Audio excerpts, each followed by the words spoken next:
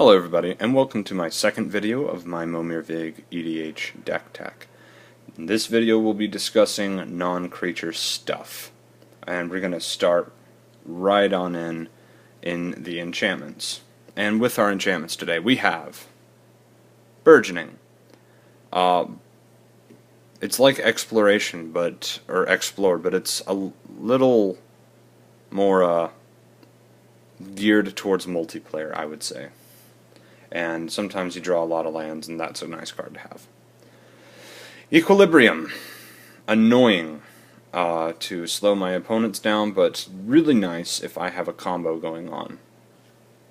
Blue-green combo. Never did. Who would have thought? Rhystic Study. To draw those cards. And the last enchantment, the best one, Survival of the Fittest. Playing a deck like Momir Vig requires the general to be alive, mostly. And sometimes people don't want him to be alive, and he dies a lot, and I can't cast him quite as easily. If that happens, I do have some backups, and this is the first backup, and the best backup, because it is a continuous tutor that I can keep using to grab the creatures I need or want at the time. It has led me to combo off on about turn 5, I think the earliest was. It's crazy good. And it's crazy cool. Next, artifacts. Cloudstone Curio. To those of you who know what Cloudstone Curio does, it is really good. And, well, the card reads, whenever a non-artifact permanent comes into play under your control, you may return another permanent you control that shares a permanent type with it to its owner's hand. So this affects that landfall little thing we have going in the deck, and more importantly, the bounce stuff. So if I had a way to bounce permanents, this can bounce my stuff. I can get infinite mana with this card, and it's typically good. Sensei's Divining Top, another card that's pretty good. And Soul Ring. Those are the only artifacts, those are the only enchantments. I don't run many of those because, well, you'll see in a little bit. Next, sorceries. Genesis Wave. We get a lot of mana, and we want to dump it into something really good, and Genesis Wave wins me games, so I would say it's pretty good. Green Sun Zenith, another backup in case Vig is down. Kodama's Reach, that little ramp is always good. Nature's Lore, more ramp. Skyshroud Claim, even more ramp. Tooth and Nail.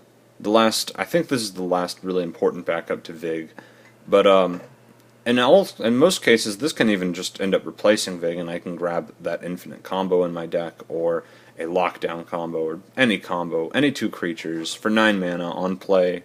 It's pretty good. Now, for instance, starting with Beast Within, the Green Vindicate, very good. Counterspell. Cyclonic Rift. It's blue. The deck is blue, and I will run this because it is a blue spell and the deck is blue. Fact or Fiction. Familiar's Ruse. Now this is a card I have to explain just a bit. The deck does like to jump and bounce its permanents or creatures, and Familiar's Ruse is a counterspell that says, as an additional cost, you have to return a creature to its owner's hand. I wouldn't say that cost is a bad thing. It can actually end up being really good for this deck. I'll explain later. Harrow for the ramp. Hinder for the fact that I don't like certain generals. Krosan Grip to kill off other people's Sensei's tops. Nature's Claim, a 1-mana destroy artifact or enchantment. Not a bad card at all. And Void Slime. Now the last non-creature we have is a planeswalker, and it would be Garruk. Garruk is a win condition on his own right. Many people don't really care if Garruk stays alive because they'll only see me using his untapped 2-target lands. I may put a beast creature into play, like, sometimes, if I am desperate. But typically I'll be using him to untap lands for his ramp.